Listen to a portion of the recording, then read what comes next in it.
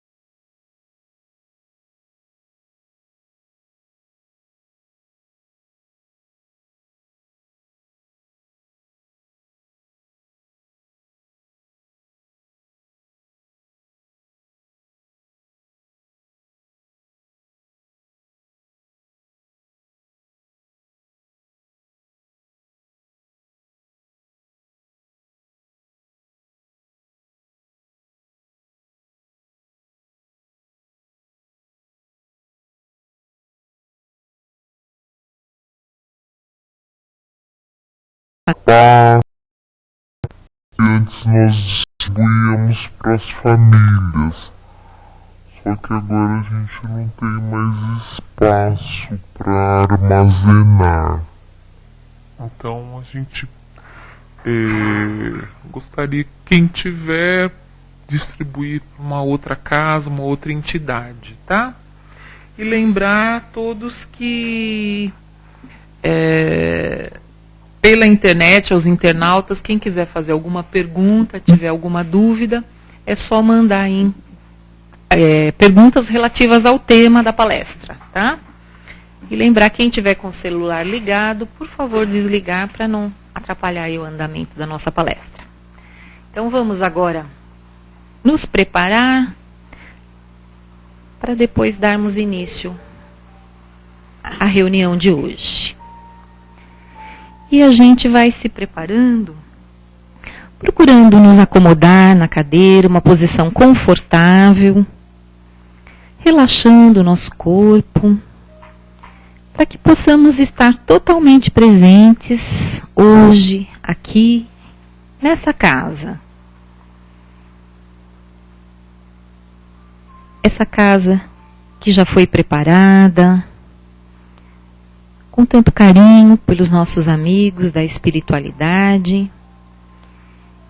E cada um que entra, que adentra essa porta, também está sendo recebido, não só pelos amigos da matéria, mas pelos amigos espirituais.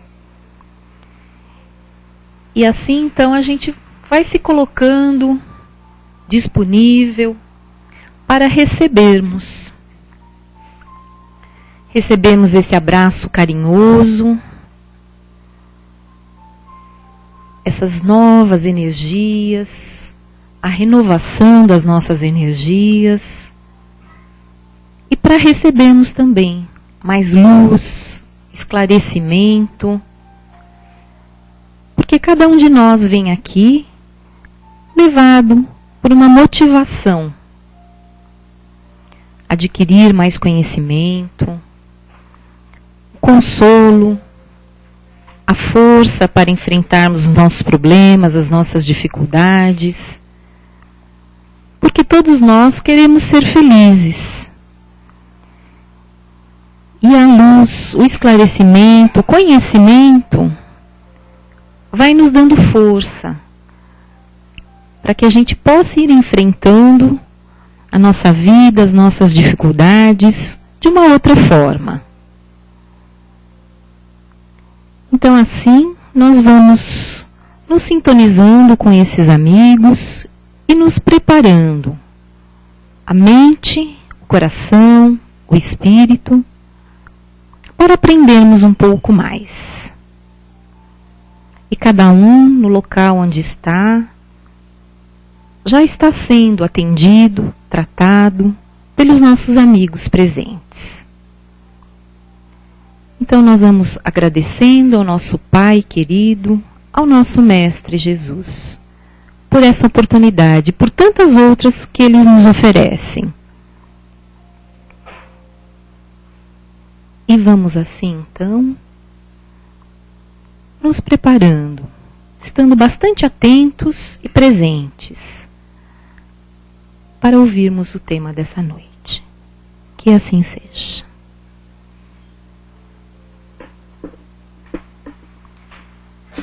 Então hoje nós vamos ser brindados pelo nosso companheiro Amir. Seja bem-vindo mais uma vez.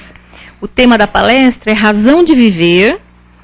O livro é Para Uso Diário, do Espírito Joanes, e é psicografia de Raul Teixeira. Por favor. Boa noite. Vamos aproveitar e fazer uma vibração aqui, amorosa, pelo Raul Teixeira, aí, que passou aí por um problema, não sei se todos sabem, ele teve uma espécie de um AVC, né, dentro de um avião. E está enfrentando aí alguns problemas de saúde, é um grande divulgador, um trabalhador exemplar aí da nossa doutrina. Vamos fazer uma vibração amorosa para ele, que ele receba nosso carinho nesse instante. Como ela já disse, o nosso tema de hoje é razão de viver. E o nosso texto fala de pessoas que acordam sem um objetivo, que acordam sem um sentido para a vida, acordam se sentindo perdidos, acordam se sentindo muitas vezes desarvorados, desafiados nas suas provações, e que saem por aí, né? Naquela de deixa a vida me levar, né? A pessoa não consegue se preparar para as ocorrências do dia a dia, não consegue planejar suas atividades, não consegue planejar os seus pensamentos, seus sentimentos, suas atitudes. E muitas vezes sai assim, a esmo, no dia, sem um sentido para a vida, sem um objetivo. Mas não é nós que temos que deixar a vida nos levar, né? É nós que temos que levar a vida. O Cristo falou que brilhe a vossa luz. Para brilhar a nossa luz, a gente não tem que deixar essa luz ser acesa e apagada ao sabor das ocorrências. E sim, nós temos que acender a nossa luz, nós temos que correr atrás da nossa luz para que ela seja acesa, para que nós estejamos preparados para as ocorrências, para que nós estejamos preparados para tudo que nos desafia. Porque nós somos peças importantes aqui, conforme o Joanes fala, nós somos peças importantes da engrenagem da vida. E não estamos aqui por acaso, todos nós temos nossas tarefas, nossas missões, nossos desafios que muitos de nós, provavelmente todos nós, pedimos antes de reencarnar. E esses desafios nos esperam com força, nos esperam com vigor, nos esperam com vontade de vencer, porque ninguém veio aqui para perder. Por mais difícil que seja a nossa encarnação, se tem uma certeza é que nós viemos aqui para vencer as nossas provas, para vencer os nossos desafios, para ser alguma coisa realmente boa, para ser alguma coisa boa na vida dos outros, para ser alguma coisa boa na vida das causas que nós defendemos. E ele fala aqui que muitas vezes nós temos que buscar uma causa para trabalhar. Então nós temos um papel nessa lei de Deus, né? Ah, mas as minhas provas são muito difíceis. Bom, se as tuas provas são muito difíceis, tem duas possibilidades. Ou você foi muito metido lá no plano espiritual achando que daria conta, e agora não está dando conta, ou você realmente é um espírito muito forte, muito valoroso. Ah, não, mas eu escutei uma palestra, li num livro aí, que se eu tenho provas muito difíceis, é porque eu sou um espírito muito endividado. Bom, isso vale para as expiações, mas não para as provas. Se nós temos provas muito desafiadoras, pode ser que simplesmente nós tenhamos uma grande ambição de desenvolvimento espiritual. E não grandes dívidas. Grandes dívidas são relativas às expiações, não a provas.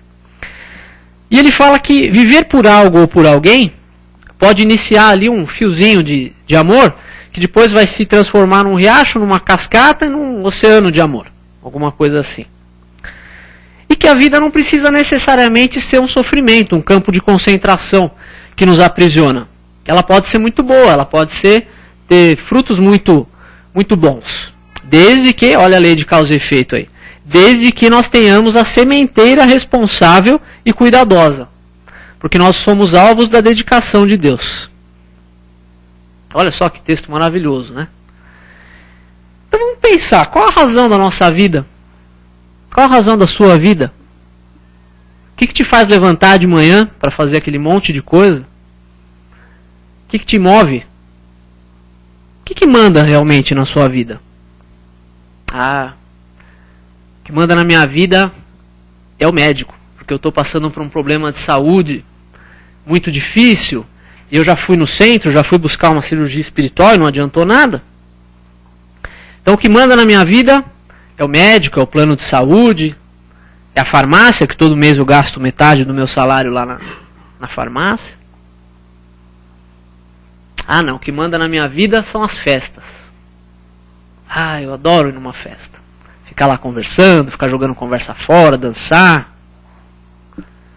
Aí outro poderia dizer, não, o que manda na minha vida é a bebida. Porque eu não consigo ir numa reunião de amigos ou alguma coisa sem tomar lá meia dúzia de cerveja, alguma coisa assim. Aí outro poderia dizer, o que manda na minha vida é o sexo. Porque eu não consigo me interessar por alguma coisa na internet que não seja pornográfica, eu não consigo me interessar por alguma revista que não seja uma revista de fotos sensuais, alguma coisa assim. Alguém poderia dizer, o que manda na minha vida é o cigarro. Porque eu estou lá trabalhando, estou com as minhas tarefas, e estou ali fazendo minhas coisas e tenho que dar uma descidinha lá no pé, porque agora lugar nenhum mais pode fumar dentro, né? E aí você vê aquele monte de gente ali fora, fumando desesperadamente ali. Então o que manda na minha vida é o cigarro. O que manda na minha vida é o futebol. Porque eu não consigo passar o tempo com a minha família ali, assistindo alguma coisa que não seja futebol. Minha esposa quer ver a novela, mas eu tenho que ver o futebol, porque tem o Campeonato Paulista, o Campeonato Brasileiro, a Copa das Confederações, a taça disso, a taça daquilo. O que manda na minha vida é o banco. Porque eu tenho muita conta para pagar, e o gerente lá vinculou um empréstimo lá que eu precisava a um plano de capitalização. Esse é bom, hein? Plano de capitalização, esse acho que é o top, né? O plano de capitalização, o que manda na minha vida agora é o plano de capitalização, porque eu não consigo me livrar dele, nem com reza brava. O que manda na minha vida são as sensações. É a sensação do sexo, a sensação de tudo, todos os prazeres materiais. Pode ser o cara, o dono da casa que eu alugo. Muitas vezes essas coisas mandam na nossa vida, sem que nós possamos perceber isso. Porque é uma coisa muito sutil, como todas elas vão tomando conta da gente. E nada contra nenhuma delas, todas elas são necessárias, todas elas são lícitas, aqui não citamos nada ilícito. Mas todas elas precisam ser vistas com a importância que realmente têm. Quando nós nos levantamos de manhã, nós temos que nos perguntar, Eu estou me movimentando pelas causas certas? Eu estou me movimentando pelos motivos certos? Pelas razões certas? Pelas causas que eu defendo certas? Ou eu estou simplesmente saindo correndo, aí eu dou aquele beijo na mulher que eu nem olho para a cara dela direito, eu tomo café correndo, aí eu saio já xingando todo mundo no trânsito, ou no metrô, no ônibus, e aí eu chego no serviço, já o pessoal vem falar bom dia, já me dá aquela coisa assim de ouvir sempre as mesmas pessoas.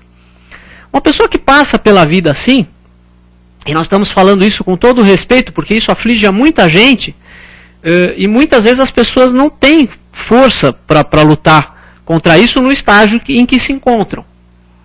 Não no estágio evolutivo, no estágio em que deixaram esse problema se apossar delas. A depressão, por exemplo, é um problema que se apossa das pessoas de uma maneira que se torna difícil a reação sem uma assistência espiritual adequada, sem uma assistência médica adequada, sem uma assistência psicológica adequada, tudo isso junto, tudo isso ligado, porque uma coisa não substitui a outra. Né? As pessoas que têm problemas médicos e procuram a casa espírita, não devem deixar de ir no médico porque procuraram a casa espírita. Né? As coisas precisam ser trabalhadas juntas. E muitas vezes as pessoas não têm condição de reagir a isso. E acabam vivendo, acabam deixando com que as coisas as conduzam. Acabam sendo conduzidas pela força própria das coisas. E aí ela vai para onde? Ela vai para onde o vento soprar mais forte. E os ventos que sopram mais forte num planeta de expiação e provas, nem sempre sopram para o lugar certo. Ou seja, se nós queremos aqui, num planeta, no grau em que está o nosso, se nós queremos ter uma sintonia elevada, nós temos que, de certa maneira, lutar um pouco contra a maré. Nadar um pouco contra a maré. Porque a sintonia de um planeta como o nosso ainda predomina a sintonia mais inferior. A sintonia do mundo, a sintonia da matéria.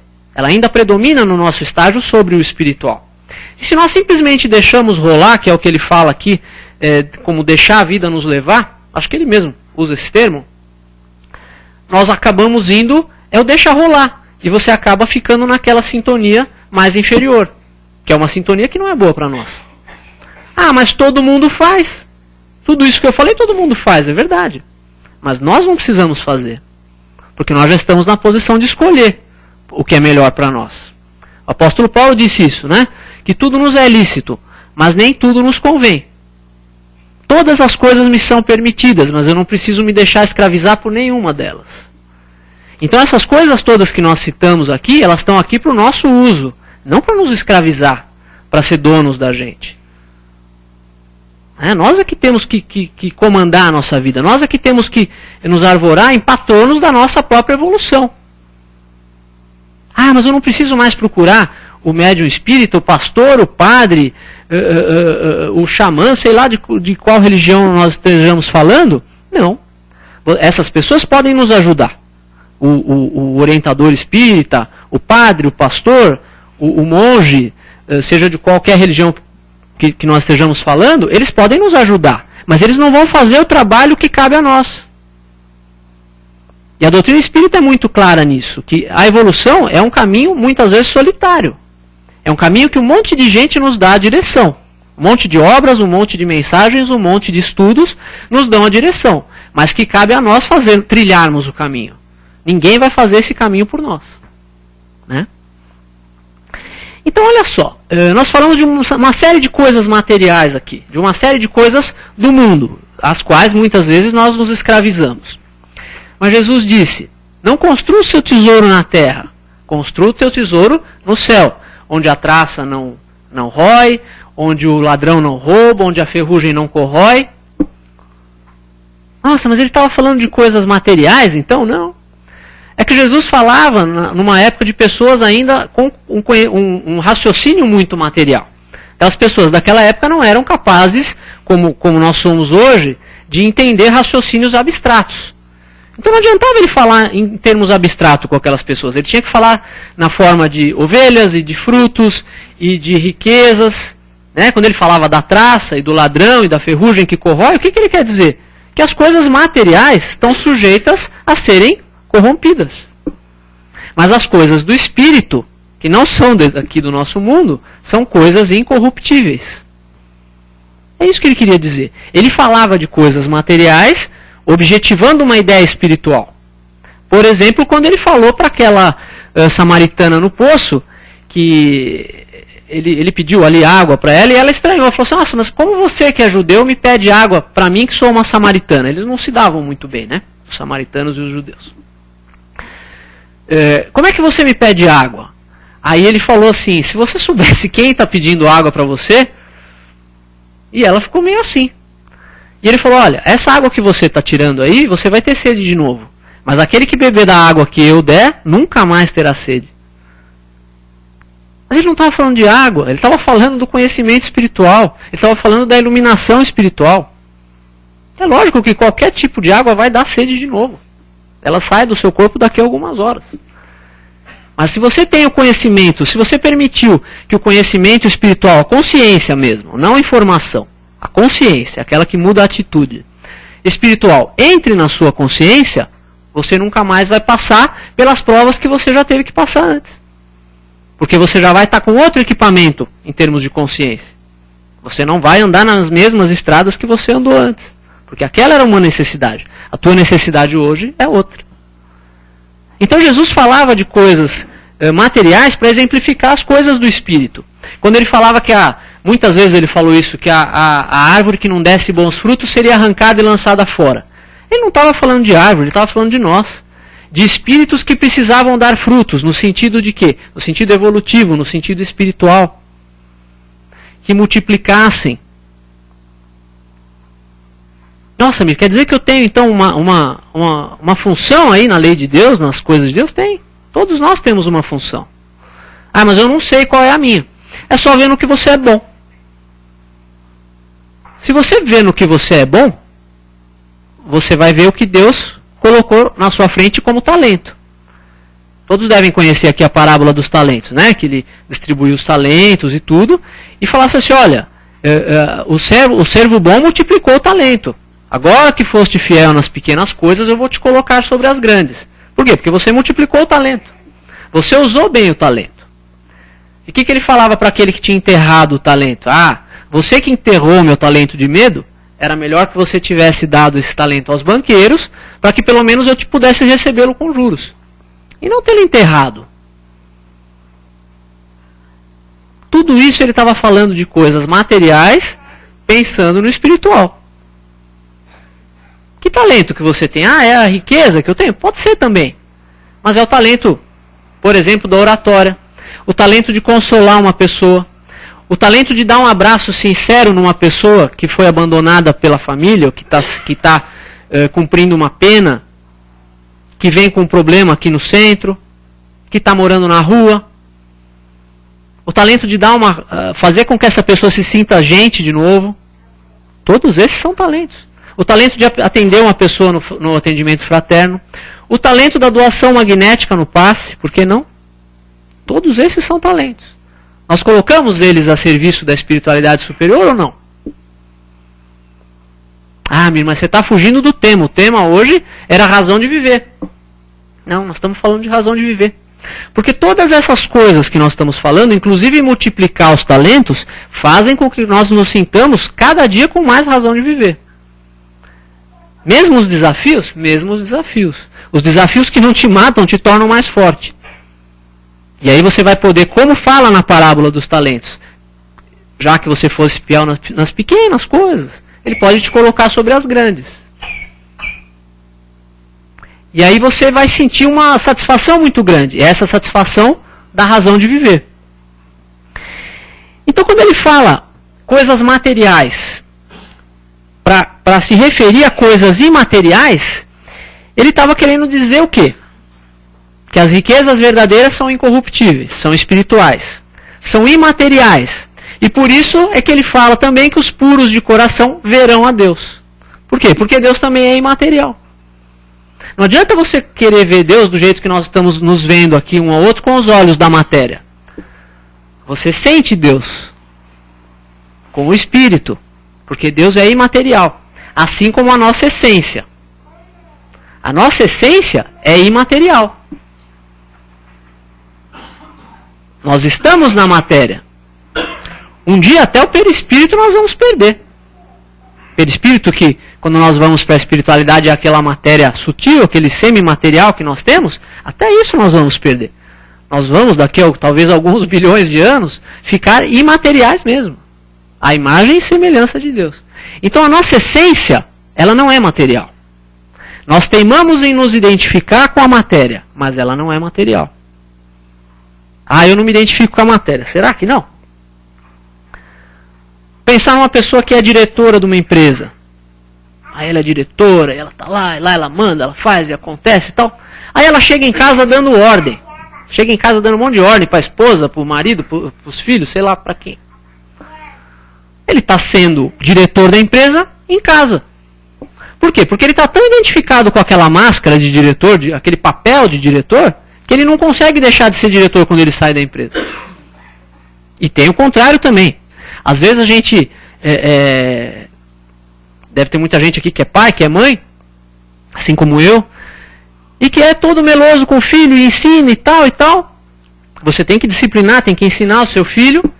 E aí você chega na rua, chega no posto de gasolina, no metrô, e você quer ensinar a disciplina para as pessoas. Mas aquelas pessoas não são responsabilidade sua. E a evolução que vai nos ser cobrada é a nossa própria, não é a evolução do outro. E muitas vezes nós queremos o quê? E nós fazemos com o propósito de vida fazer o outro evoluir. E esquecemos da nossa. Por quê? Identificação com outro papel lá de casa. E aquela que é bonitona, que atrai atenção na rua e tal, ela vai ser assim daqui a 60 anos? Não vai.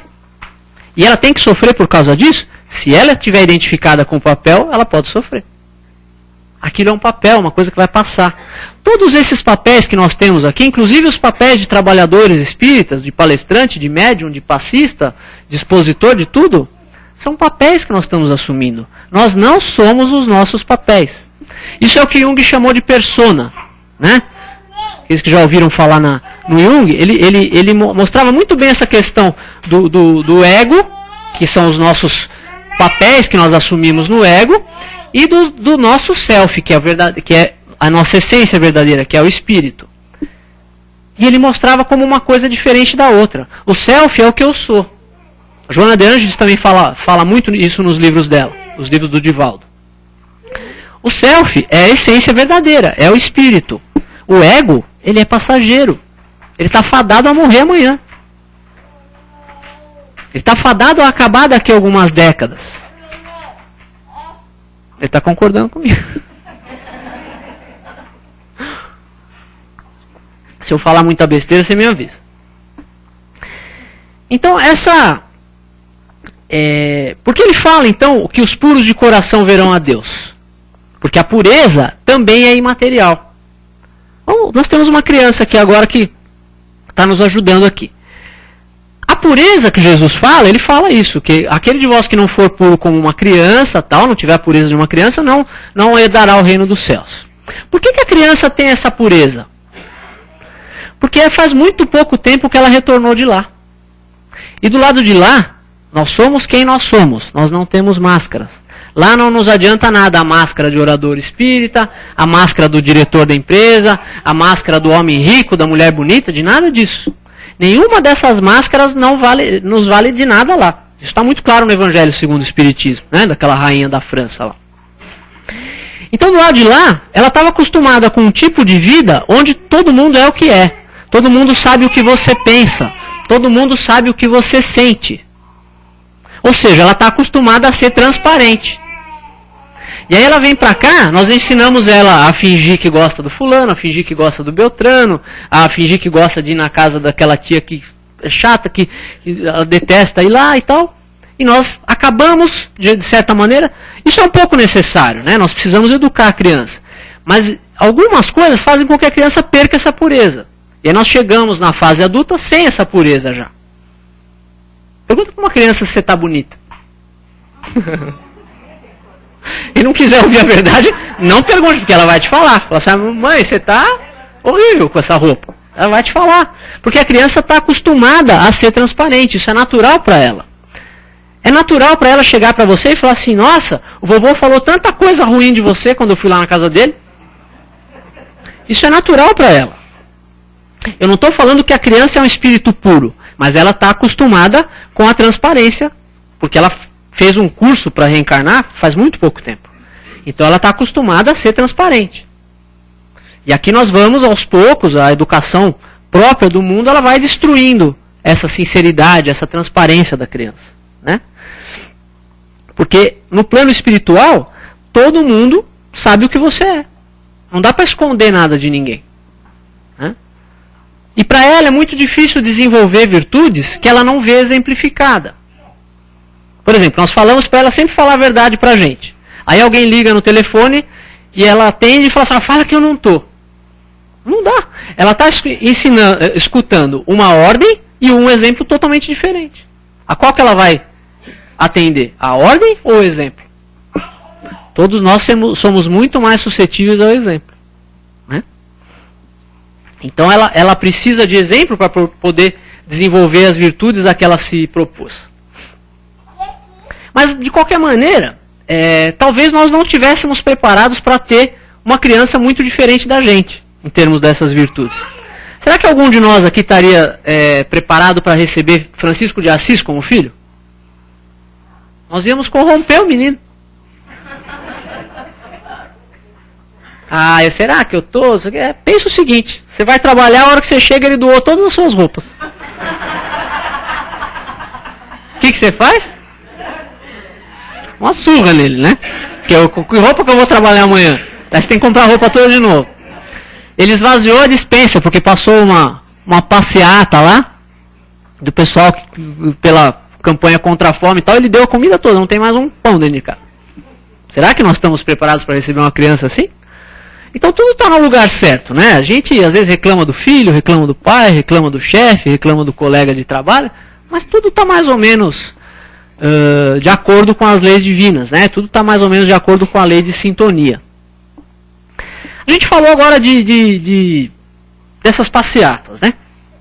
A gente teve aí, o Brasil foi sacudido aí algumas semanas aí por essas coisas todas.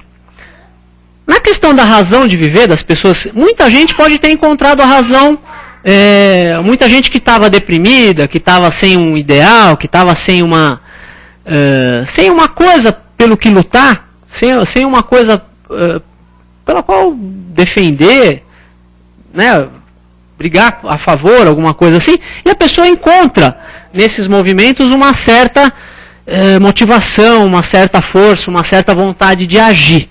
E a vontade de agir é uma coisa que Deus espera de nós. Deus não quer espíritos letárgicos, Deus quer espíritos que tenham realmente a capacidade e a vontade de agir. Nós precisamos ver algumas coisas com um certo cuidado, porque é para baixar a condução, é isso, é aquilo, e muita gente despertou. Mas é muito mais fácil, não estamos aqui falando contra as manifestações, hein, pelo amor de Deus. Mas é muito mais fácil você ficar 4 ou 5 horas gritando por alguma coisa, do que realmente fazer um esforço, um pouquinho por dia, um pouquinho por dia, um pouquinho por dia, para mudar aquelas coisas que estão erradas. Seja em você, seja fora. Será que, por exemplo, muitas dessas pessoas que ficaram ali horas e brigaram e fizeram muito barulho, será que algumas delas com certeza, mas será que todas elas passariam meia hora fazendo bem para o próximo? Será que teriam a capacidade de distribuir um lanche, de distribuir uma cesta básica? Né? Porque é muito mais fácil nós reclamarmos do que está errado do que fazer alguma coisa para mudar. Talvez o caminho seja esse mesmo, seja uma coisa mais revolucionária. Mas nós não podemos esquecer que talvez mais importante para cada um de nós do que essas brigas sociais, do que essas convulsões sociais todas, seja a briga interna nossa. Que é o que o Paulo chamou de bom combate. Que ele falava que já não sou eu mais que vivo, mas é o Cristo que vive em mim. Todos nós temos que combater esse bom combate. Que é o quê? Tentarmos tirar nossos defeitos e colocar virtudes no lugar. E esse combate não tem barulho. Ele é silencioso. Silencioso, mas repetido. Porque é uma coisa que exige um pouquinho de esforço todo dia. É aquela oraçãozinha antes de dormir. É você chegar em casa hoje com um sorriso, que muitas vezes nós saímos do centro espírita e já chegamos em casa chutando tudo. É você ser um pouco mais amável no trabalho, é você dar um lugar para uma pessoa sentar amanhã no metrô, é você dar um lanche para uma pessoa que está com fome, é você dizer para uma pessoa que está se sentindo culpada que você não a está julgando. São pequenas coisas, são coisas silenciosas, mas são coisas que pedem um esforço diário. E que, na minha visão, são muito mais difíceis do que você passar algumas horas aí numa avenida com uma placa na mão brigando. Essas passeatas têm o seu valor e a sua necessidade, mas elas não podem servir como alguma coisa que nos faça esquecer da nossa briga interna. Nós temos brigas externas para lutar, mas nós temos também as nossas tarefas internas. Não podemos nos esquecer dela. Eu vou tentar aqui ler uma historinha para vocês, muito rapidinha. João era um importante empresário. Morava em um apartamento de cobertura na zona nobre da cidade. Naquele dia, João deu um longo beijo em sua amada, fez em silêncio a sua oração matinal de agradecimento a Deus pela vida, seu trabalho e suas realizações. Após tomar café com a esposa, os filhos, João levou-os ao colégio e se dirigiu a uma de suas empresas. Né? Chegando lá, cumprimentou com um sorriso os funcionários, inclusive Dona Teresa, a faxineira. Ele tinha inúmeros contratos para assinar, decisões a tomar, reuniões com vários departamentos, contatos com fornecedores, mas a primeira coisa que ele falou para a secretária foi: calma, vamos resolver uma coisa de cada vez e a gente vai sem estresse. Chegou a hora do almoço, ele foi almoçar em casa, brincou um pouco com os filhos, agradou a família e tudo. À tarde ele ficou sabendo que o faturamento tinha aumentado, mandou anunciar um bônus um pouco mais gordinho para os funcionários, todo mundo adorava ele. Apesar da sua calma, ou talvez por causa dela, conseguiu resolver tudo o que estava agendado para aquele dia. Como já era sexta-feira, foi ao supermercado, voltou para casa, saiu com a família para jantar e depois foi dar uma palestra para estudantes sobre motivação para vencer na vida. Esse é o João. Enquanto isso, num bairro mais pobre, de outra capital, vivia o Mário. Como fazia em todas as sextas-feiras, Mário foi para o bar jogar sinuca, beber com os amigos. Teve uma vaga em sua oficina como auxiliar de mecânico, mas ele recusou alegando não gostar do tipo de trabalho. Mário não tinha filhos. Também estava sem uma companheira, pois sua terceira mulher partiu dias antes, dizendo que estava cansada de ser espancada e viver com um inútil. Mais alguma, jogou, bebeu até o dono do bar pedir para ele ir embora. Pediu para pendurar a conta, mas o crédito havia acabado. Então armou uma tremenda confusão, arrumou briga e foi colocado para fora. Sentado na calçada, ele chorava pensando no que ele havia se tornado, no que a vida dele havia se tornado. Quando seu único amigo mecânico lá apareceu, levou para casa e perguntou para o Mário: Mário, fala por favor para mim, o que fez com você chegasse até o fundo do poço dessa maneira? Aí o Mário respondeu: a minha família. Meu pai foi um péssimo exemplo. Ele bebia, batia em minha mãe, não parava em emprego nenhum. Tínhamos uma vida miserável.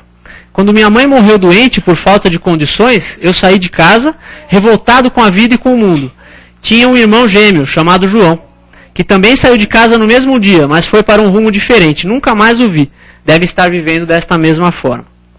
Enquanto isso, na outra capital, João terminava sua palestra para estudantes. Já se despedia quando o aluno ergueu o braço e perguntou: diga-me, o que fez com que o senhor chegasse até hoje? Um grande empresário e um grande ser humano. A minha família. Meu pai foi um péssimo exemplo. Ele bebia, batia em minha mãe, não parava em emprego nenhum. Tínhamos uma vida miserável. Quando minha mãe morreu por falta de condições, eu saí de casa, decidido que não seria aquela vida que queria para mim e para minha futura família. Tinha um irmão gêmeo chamado Mário, que também saiu de casa no mesmo dia, mas foi para um rumo diferente. Nunca mais o vi. Deve estar vivendo desta mesma forma. Então o que aconteceu com a gente talvez não seja a coisa mais importante a determinar o que vai acontecer depois. Né? O importante é o que nós fazemos daquilo que aconteceu. Sejamos então os nossos melhores amigos. Né? Os melhores amigos da nossa evolução, do nosso crescimento como espírito, não como ego. Muita paz a todos. Obrigado pela paciência.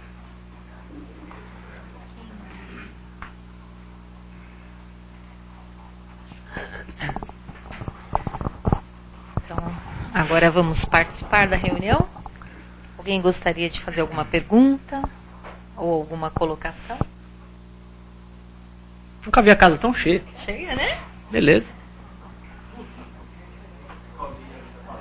Opa! É que não sabiam que era eu que vinha lavar. Tem na internet? Obrigado, viu, amigo, por você estar conosco. Obrigado a vocês pela oportunidade. Acho que sabia que você viria, você viu? A tua audiência está forte. Uma pergunta, você falou, para você responder para a gente assim, bem objetivamente, que às vezes pode surgir alguma dúvida de pessoas que estão começando a frequentar a casa, né? Você falou num momento importante sobre provas e expiações. Explica para todos nós a diferença entre prova e expiação, por favor, querido. Obrigado. A expiação é uma coisa que decorre da lei de causa e efeito.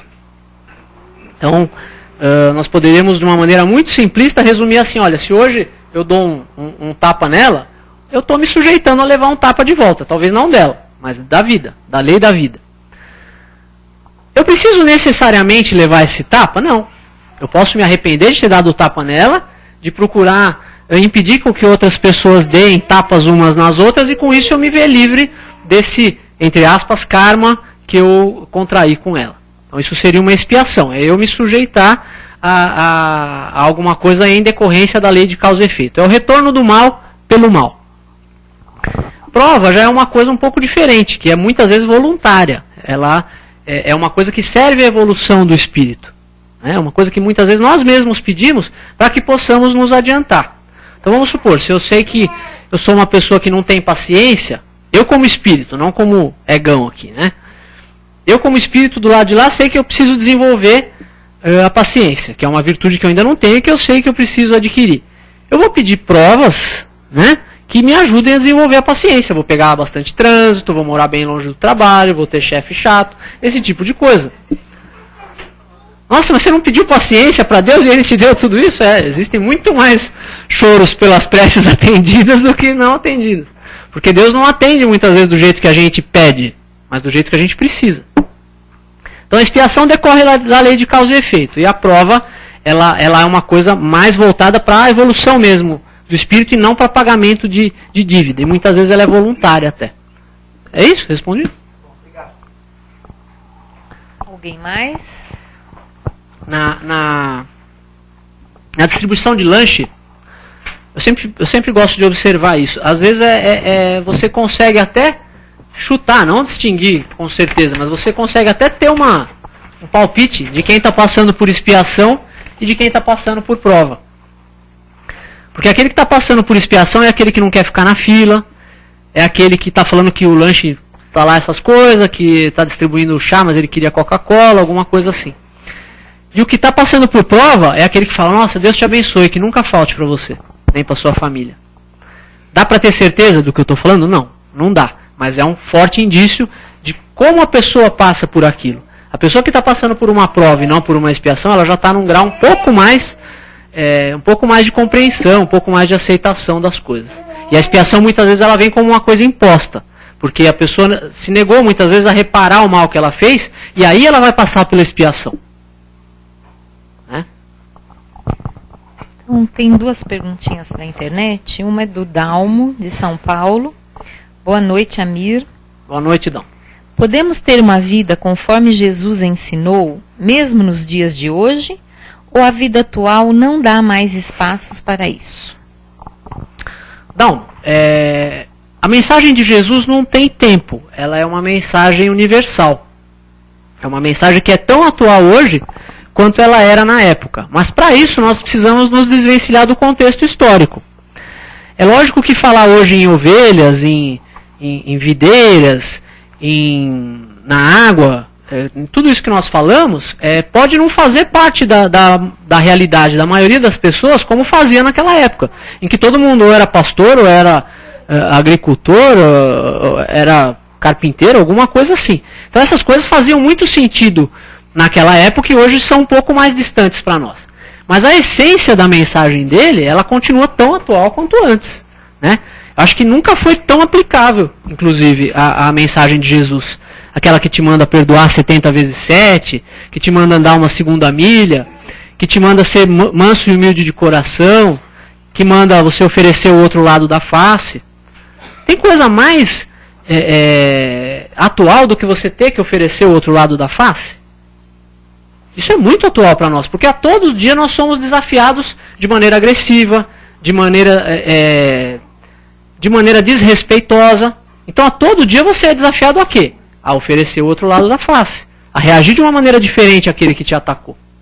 Então, na minha visão, a mensagem de Jesus nunca esteve tão atual. Né? O que a gente precisa fazer é o que o Kardec fez. O Kardec, no Evangelho segundo o Espiritismo, ele não discute os aspectos históricos. De Roma, do contexto de quem mandava, de quem estava escravizado, de quem estava escravizando. O Kardec não fala nada disso. Ele se atém aos ensinos morais do Cristo. E é isso que nós precisamos fazer. Nós precisamos conhecer o Evangelho como ele está na Bíblia também, de uma maneira completa.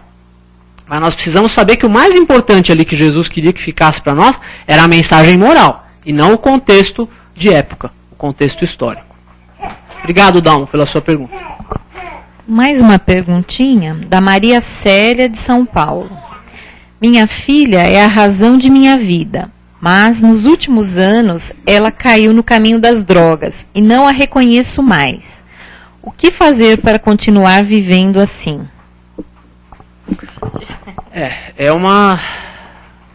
Você está passando por uma... Maria Célia, né? Maria Célia. Maria Célia, ninguém contesta aqui a dificuldade da prova pela qual você está passando. E seria muita hipocrisia aqui, qualquer um de nós dizer que eu sei o que você está passando, eu sei o que você está sentindo. Não, nós não sabemos o que você está sentindo. Mas o que nós podemos arriscar de conselho para você é que você se mantenha firme. Porque pela maneira com que você se refere à sua filha, eu acho que você está passando por uma prova e não por uma expiação. Ou seja, talvez você não tenha feito nada de errado para estar passando por isso agora. Talvez você esteja passando porque sabia que sua filha precisaria de você, e você, por amor e não por dívida, talvez tenha se oferecido para passar isso junto com ela. Então o que ela precisa nesse momento, se ela é realmente a razão da sua vida, é que você seja forte e que você a ame mais do que nunca. É isso que ela precisa de você. Não que você apoie o que ela está fazendo, você deve ajudá-la. Até a casa tem um grupo de apoio para isso, né? Essa, como outras casas, tem muitos grupos de apoio para isso, e acho que isso é um caminho muito bom. Buscar uma assistência espiritual, se possível trazê-la na casa e fazê-la passar pela assistência espiritual, ou se ela se recusar, você mesma passar por ela, pela assistência espiritual, e participar, se possível, do grupo de apoio. E continuar amando ela incondicionalmente. Independente do que ela esteja fazendo, independente dos caminhos que ela esteja trilhando. Ela vai, daqui a algumas encarnações, vocês duas vão dar muita risada disso que está acontecendo e vão ficar muito aliviadas disso tudo ter passado. E busque força, busque orientação no Evangelho do Cristo, em toda a obra espírita, mas principalmente no Evangelho segundo o Espiritismo, que é um guia infalível de conduta aí para nós, para tudo que nós estivermos passando. E a sua filha, ela pode até ser a sua maior razão de viver, mas você também tem que encontrar forças vivendo um pouco você mesma. Porque você tem as suas tarefas, você tem a sua evolução, você tem as coisas que você se programou a fazer aqui. Talvez uma delas seja ajudar a sua filha, mas ela não precisa ser a única razão da sua vida. Você deve encontrar outras razões também para poder ajudar a sua filha com mais experiência, com mais eficiência. Né? Porque se você vê uma pessoa que está num fosso ali de areia movediça, se a outra pessoa estiver junto na areia movediça, ela não vai conseguir tirar a outra pessoa de lá. Ela precisa da ajuda de alguém que esteja fora. Então você precisa se manter forte, precisa se manter energizada no Evangelho, aí nos ensinamentos do Evangelho. Muita paz para você, minha irmã. Se você me permite, então que ela busque ajuda também, né? Então que a gente sempre discute aqui no grupo de apoio, para os familiares buscarem ajuda, em grupos de apoio, seja onde for, na casa espírita ou na igreja, mas buscar ajuda para se fortalecer, para poder ajudar o outro. Muitas vezes é difícil para nós passarmos pelas provas sozinhos, né? E às vezes nós achamos que só nós estamos com aquele desafio. Quando nós nos encontramos com pessoas que têm o mesmo tipo de desafio, nós nos sentimos mais fortalecidos, né? Um na força do outro, né?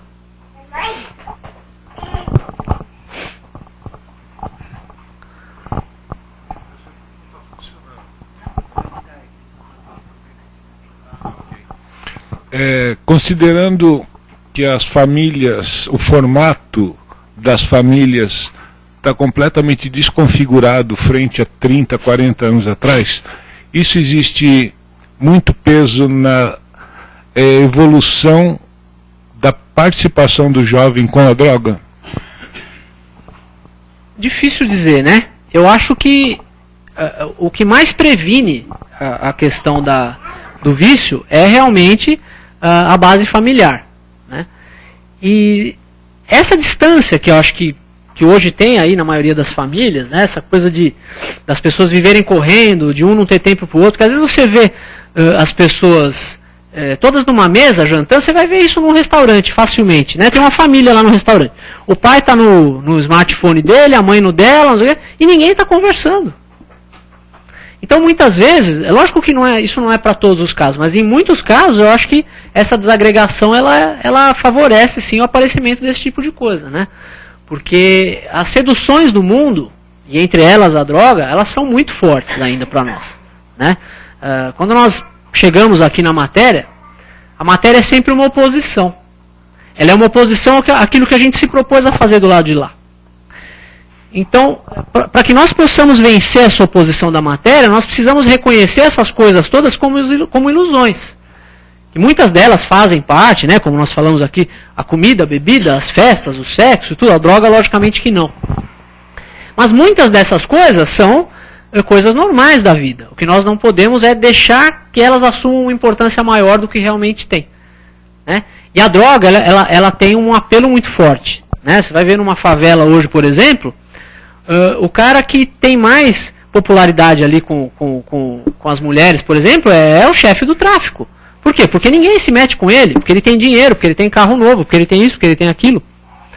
Então eu acho que faz parte de uma questão de educação da sociedade como um todo, não só educação de escola, mas educação na casa espírita, educação na casa do amigo, educação na casa da família, e principalmente a estruturação familiar. Acho que é bem por aí mesmo.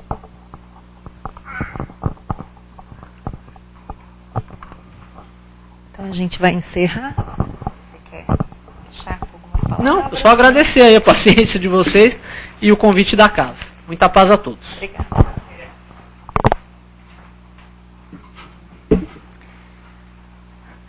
Então, agora, depois de recebermos tanto, nós vamos, através das nossas vibrações, doar. Então, nós vamos pedindo aos nossos amigos da espiritualidade que possam encaminhar essas nossas vibrações, que doamos através do nosso amor, dos nossos melhores sentimentos. Nós vamos doando, pensando hoje nessas famílias, em tantas pessoas, os dependentes químicos, os seus familiares, que passam por essa dificuldade. Vamos vibrando o nosso amor e que eles recebam luz, esclarecimento, força,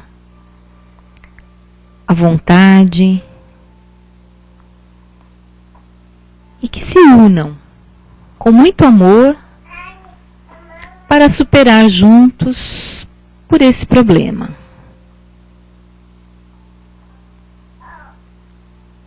Vamos vibrar também por todos os nossos companheiros que se encontram nas ruas, muitos deles também passando pela dependência química,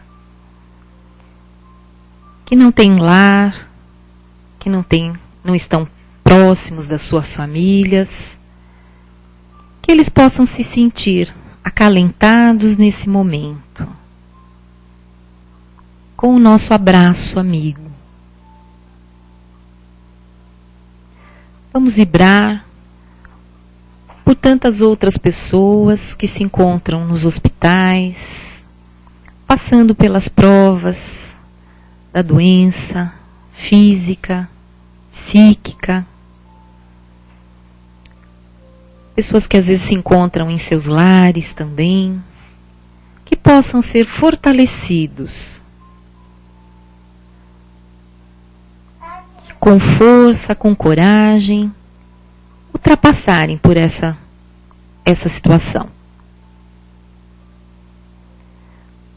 Vamos vibrar pelo nosso planeta para que possa se encontrar, para que as pessoas possam se unir, se enxergar como companheiros da mesma caminhada, se enxergar como irmãos, e assim, com mais solidariedade, com mais união, respeitarem-se uns aos outros. Que cada um tenha consciência de fazer a sua parte, para que esse nosso planeta possa se tornar aquele planeta de regeneração que tanto esperamos, mas que depende da atitude de cada um de nós, fazer a sua pequena parte. Vamos vibrar, enfim, pelo nosso lar, pela nossa casa, pela nossa família, com pensamentos de união, de fraternidade, de compreensão, e que essas boas e novas energias possam preencher cada cantinho do nosso lar.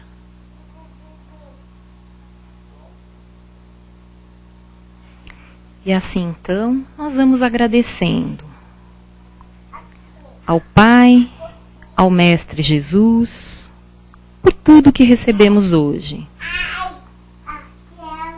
Que possamos levar daqui para os nossos lares, para o nosso trabalho, para a nossa comunidade, um pouco de tudo que aprendemos.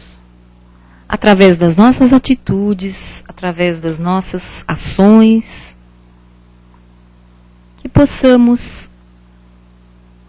fazer a nossa parte, para que o nosso mundo, para que o nosso planeta se torne esse planeta melhor.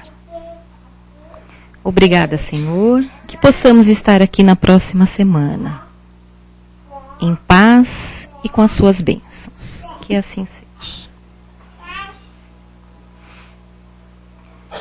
Então nós vamos aguardar nos lugares e vamos continuar em silêncio.